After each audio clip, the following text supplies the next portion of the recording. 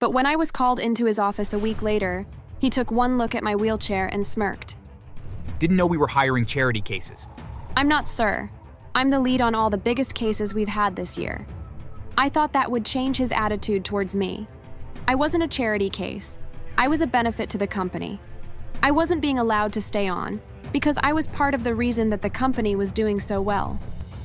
But Mr. Carter laughed in my face. Sure you are. Meals on Wheels. Go get me a coffee. Sir, that's really not my usual. I said get me a coffee, not talk my ear off. Off you pop. I grit my teeth and left his office. I debated simply refusing.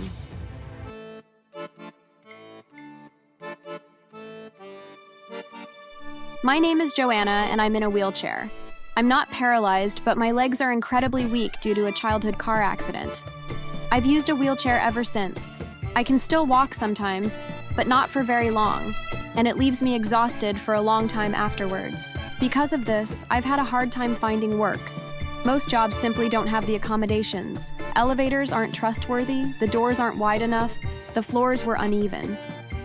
There was a long list of reasons why the different places I applied for let me down gentle. Sorry, lady. We just can't do much about it. Your wheelchair doesn't fit here. It always hurt. Unfortunately, this was something my guidance counselor at university warned me about. I knew things would be difficult. But then one day, I struck gold. I went into a ground floor office and met the manager of a law firm. Hi, I'm Jake. You must be Joanna. It's nice to meet you. I've been looking over your resume. I see you've not had a lot of work experience. Yes, I graduated top of my class, but in the 7 months since, I've only been able to do online work. Jake frowned and looked over my wheelchair. Are you good at your job? What? I'm asking if you're good at your job, because if I'm going to hire you, I'm going to be investing an awful lot of money into making my building more accessible. If you're bad at your job, I'm going to be pretty put out about having to do it all at once, instead of a bit at a time. So I'm asking, are you good at your job? Yes. Yes, I'm good at my job. You won't regret it, sir. Within a week, I was working with some of the biggest lawyers in the city. The building was perfectly fitted for me and my chair. There wasn't a door I couldn't get through, nor a floor of the building I couldn't get to. It was amazing. Better yet, my boss, Jake, was amazing. He was the best boss, and he made so my accessibility went beyond the building and into the heart of the business. But one day, he didn't come into work, and by the next day, someone new was on the scene. Hey team, I'm Paul Carter. You'll call me Mr. Carter. Jake's dead as a doornail, so you've got me now. Buckle up because we've got quotas to meet, and if you fail to get me the recognition I deserve, it'll be your heads on the chopping block.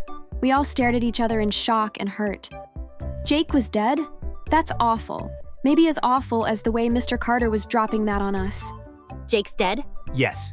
Didn't I cover that already? Listen, or else you'll be the first one to go. After that, things got bad.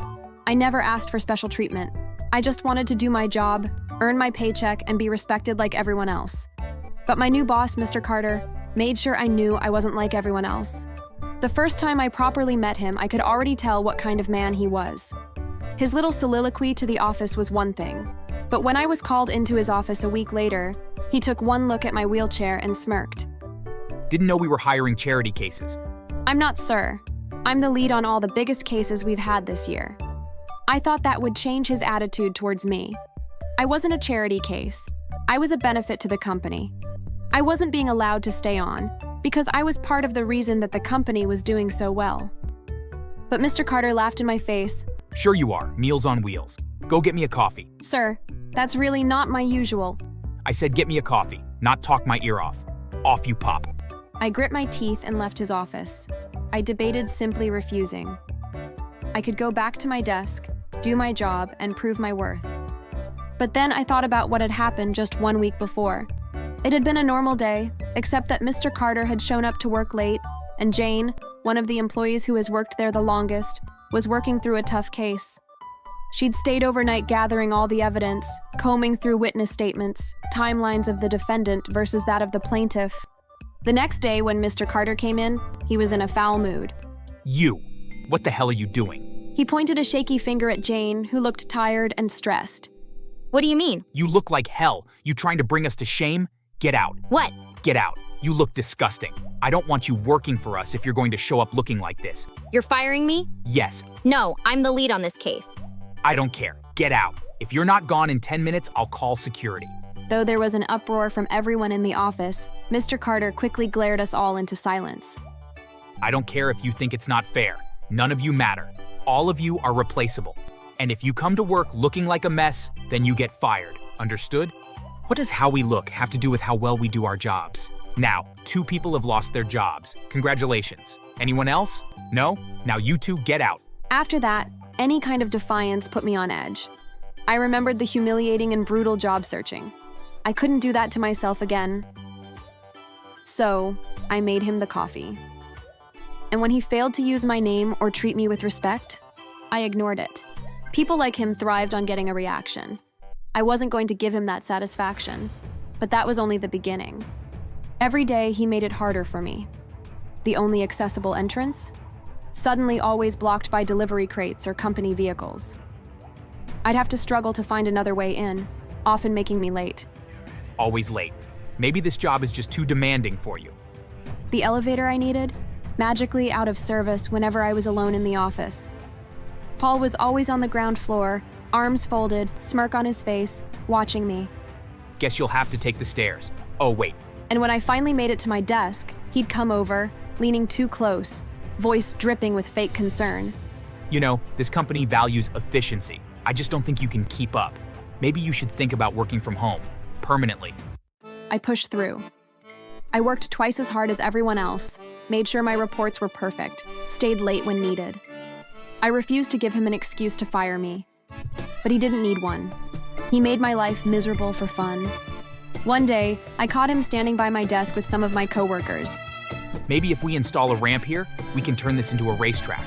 Think you could win a lap, champ? Laughter. Disgusting, forced laughter. Some of them didn't want to laugh, I could tell. But no one stood up for me. No one ever did. The final straw came when he called me into his office. I rolled in, expecting another pointless performance review. You know, I've been patient with you. But we're a fast-paced company, and frankly, I don't think you can keep up. If you weren't, you know, like this, maybe things would be different. I clenched my fists, keeping my face neutral. So here's the deal.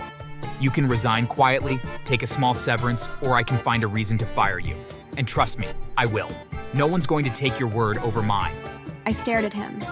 This smug, pathetic man who thought he had all the power. I'll think about it.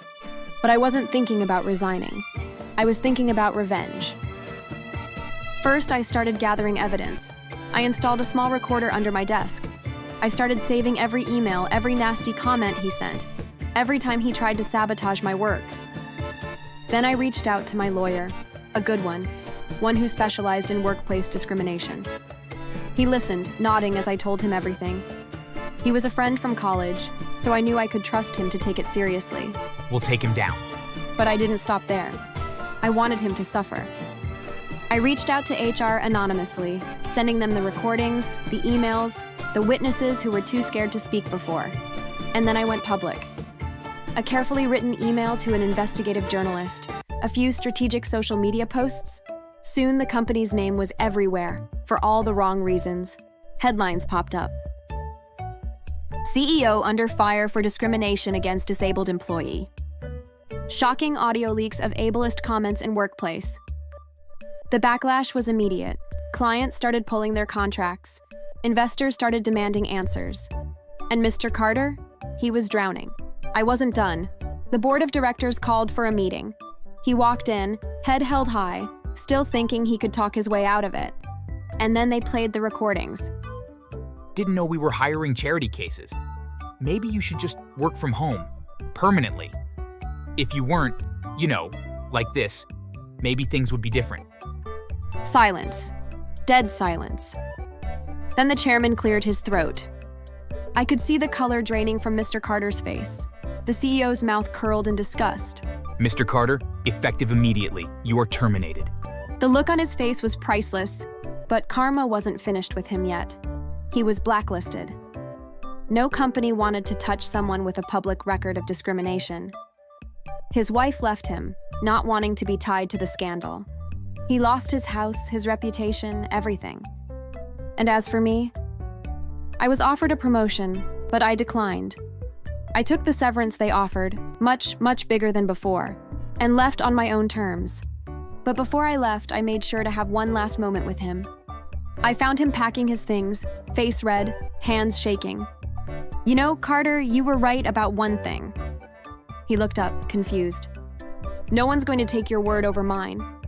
Then I turned and rolled out the door, leaving him with nothing but the wreckage of his own making. 1 year later, I was the head of my own law firm. It was small, but it represented people specifically with disabilities. There needed to be a place that we could go to, and I had to be the one to do to.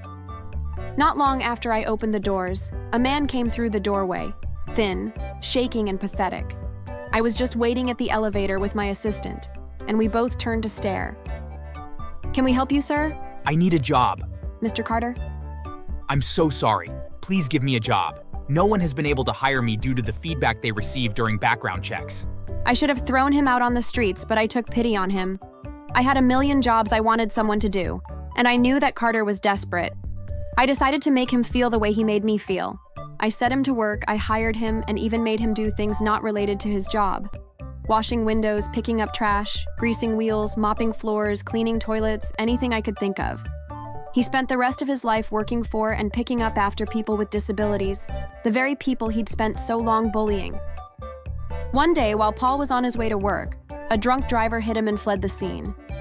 He was hospitalized for 2 weeks, and afterward, the doctor informed him that he was paralyzed from the waist down and would need to use a wheelchair. I wonder how he feels now. He quit working for me after the incident. Thanks for watching.